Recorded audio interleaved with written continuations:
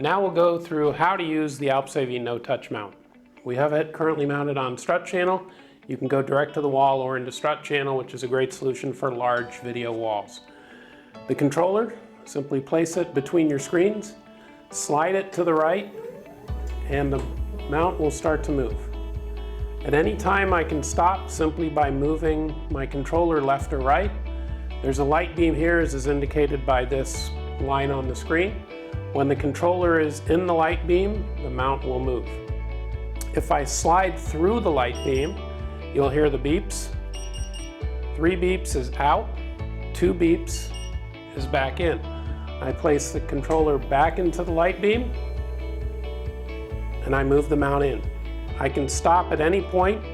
I can check my alignment, make sure I'm not going to strike anything, place it back into the beam, and continue to drive the mount closed.